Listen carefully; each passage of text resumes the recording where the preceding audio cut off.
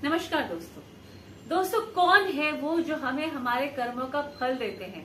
कर्म चाहे इस जन्म के हो, पिछले जन्म के या जन्मों जन्म के। कौन है जो 9 ग्रहों में सबसे ज्यादा रहस्यमयी है। कौन है जिनके निर्बल हो जाने से धन की कमी, घर में बरकत की कमी हो जाती है, यहाँ तक कि आपकी आय का आधा या उससे भी ज्यादा हिस्सा लोन का ब्याज चुकाने में ही चला जाता है। घर के गहने तक गिरवी पड़ जाते हैं। आप कोई काम शुरू करना चाहें तो शुरू ही नहीं कर पाते, शुरू कर भी दे तो उसे उस मुकाम तक नहीं ले जा पाते जहां आप ले जाना चाहते थे। जी हाँ दोस्तों, मैं बात कर रही हूँ केतु की। कलयुग में जिन ग्रहों का सबसे ज्यादा बोलबाला है उनमें से एक है केतु। आज मैं केतु के बारे में आपको वो सब जानकारी दूंगी जिसको जानकर आप अपने जीवन स्तर को उच्च कर सकते हैं। उससे पहले मैं अपने बारे में बता दूं, मैं हूं कीर्ति अशिकुम। मैं अपने चैनल नो योर सेल्फ के थ्रू आपसे कनेक्ट कर रही हूं। नो योर सेल्फ का मतलब होता है अपने बारे में जाने। जी हाँ दोस्तों, अगर आप अपने बारे में जानते रहना चाहते हैं तो मेरे चैनल को सब्सक्राइब कर दीजिए। और अगर आपको केतु का ये वीडियो, केतु की जानकारी अच्छी लगे तो वीडियो को लाइक जरूर कर दीजिएगा।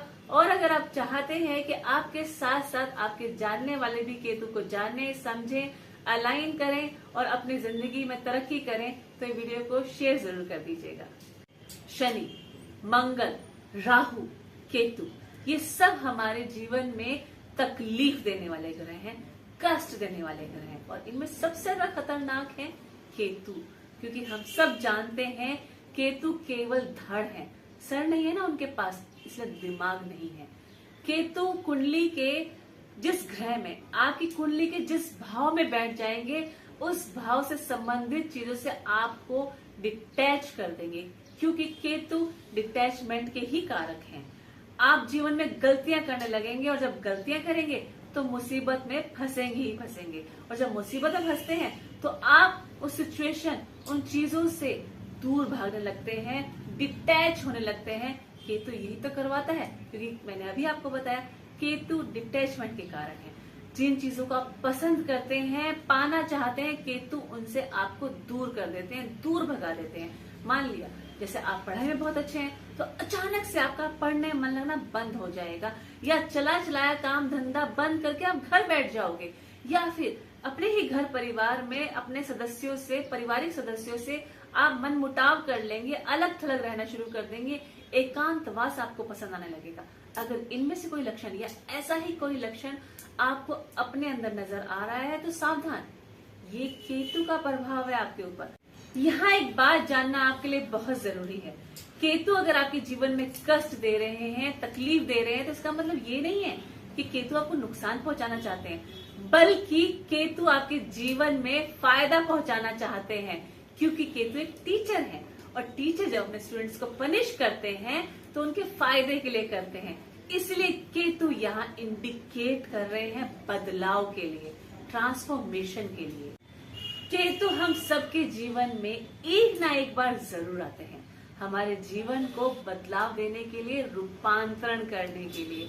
और अगर आपने इस इंडिकेशन को समझकर लाइफ के टर्निंग पॉइंट को ग्रैब कर लिया, और उसके लिए चाहे आपको आउट ऑफ द बॉक्स जाके एक्शन क्यों ना लेना पड़े, अगर आपने ले लिया तो केतु आपकी लाइफ से अलाइन हो जाएंगे और फलदायी हो जाएंगे।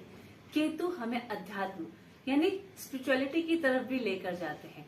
यहाँ अध्यात्म का मतलब धार्मिक होना नहीं है, बल्कि खुद को पहचानना है। और लाइफ का टर्निंग पॉइंट भी तो यही है कि आप अपना एनालाइज करें, अपने आप को मंथन करें कि आपके अंदर क्या बेस्ट क्वालिटीज हैं, आपके अंदर क्या बेस्ट स्किल्स हैं जिनके साथ जुड़कर आप अपना और औरों का भला कर सकते हैं। और ये सही टाइम है अपने उन क्वालिटीज, अपने उन स्किल्स को पहचान कर, शार्प कर उनमें पारंगत हो जाने के लिए, क्योंकि केतु को एक्सीलेंस पसंद है। और यही वो बदलाव है, यही वो ट्रांसफॉर्मेशन है जो केतु आपसे चाहते हैं। राहु अगर दिमाग है तो केतु है दिल यानी कि मन। इसलिए जो लोग केतु से प्रभावित हैं, यानी कि जिनका केतु ऊंच का है, उनमें इंट्यूशन पावर होती है, जिसे हम सिक्स सेंस भी कहते हैं। वो लोग अच्छी बुरी घटनाओं को पहले से ही भांप लेते हैं। पर अगर केतु नीच का है ना, तो बुद्धि भ्रष्ट कर देता है, आप गलत डिसीजन लेना शुरू कर देते हैं। जो भी काम आप कर रहे हैं या जिस काम को करने का प्लान कर रहे हैं, उसमें लॉस ही लॉस होना शुरू हो जाता है। तो यहाँ केतु को प्रबल करने के लिए आपको गुरु यानी बृहस्पति का सहारा लेना चाहिए। आप चाहे तो बृहस्पति का बीज मंत्र का जाप कर सकते हैं, या फिर अगर आप पूजा पाठ करते हैं या मंदिर जाते हैं तो नियमित कर दें, उसका एक टाइम फिक्स कर लें। और अगर आप मेडिटेशन कर लें तो वो बेस्ट है। कम से कम 10 मिनट से तो शुरुआत कीजिए। जैसा कि हम जानते हैं केतु केवल धड़ है, इसलिए केतु को जड़ों से जुड़े रहना पसंद है। केतु चाहते हैं कि आप ग्राउंडेड रहें, डाउन टू अर्थ रहें। लेकिन अगर आपने अहंकार किया तो केतु खुद आपको जमीन पे पटक देंगे, ऐसे हालात क्रिएट कर देंगे कि आपका अहंकार धरा का धरा रह जाएगा।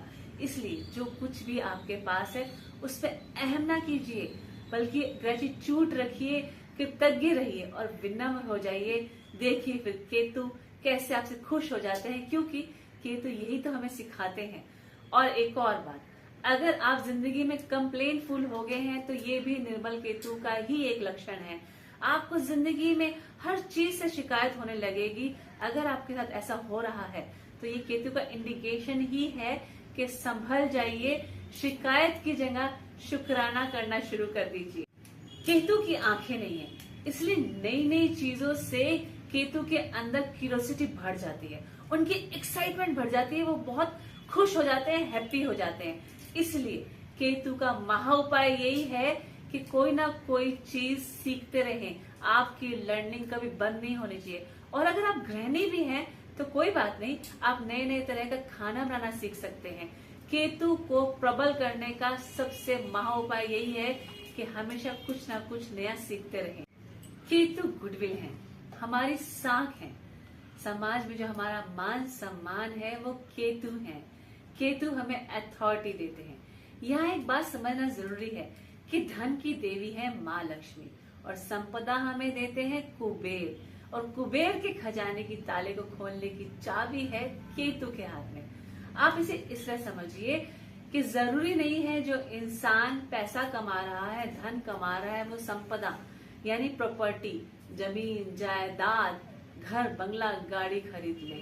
क्योंकि पैसा कमाना अलग बात है और संपदा बनाना अलग, ये दोनों अलग अलग बातें हैं। संपदा तब तक नहीं बनती जब तक समाज में हमारा नाम नहीं होता, हमारे काम का यश नहीं फैलता, हमारा झंडा बुलंद नहीं होता, हम एक ब्रांड नहीं बन जाते।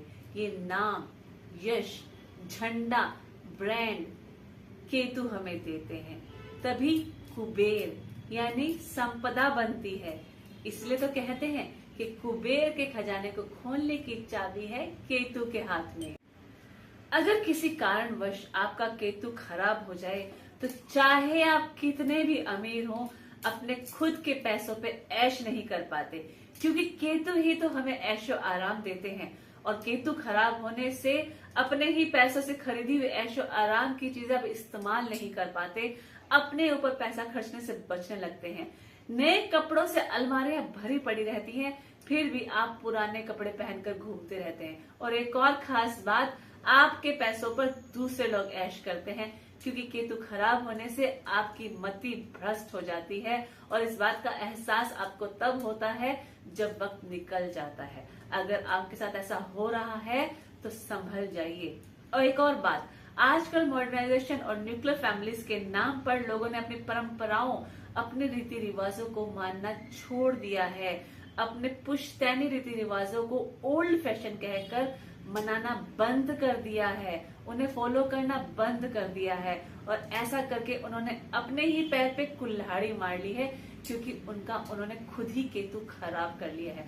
मैं ये नहीं कह रही हूँ कि आप काम धंधे के सिलसिले में अपने घर परिवार से दूर ना रहें, बल्कि मैं ये कह रही हूँ आप जहाँ रह रहे हैं अपने पीढ़ी दर पीढ़ी चले आ रहे रीति रिवाजों को मानना शुरू कर दें, ताकि केतु आपके प्रबल हो जाए और आपके जीवन के स्ट्रगल से आपको निजात मिल जाए। और अब खास आपके लिए बोनस टिप्स फॉर केतु।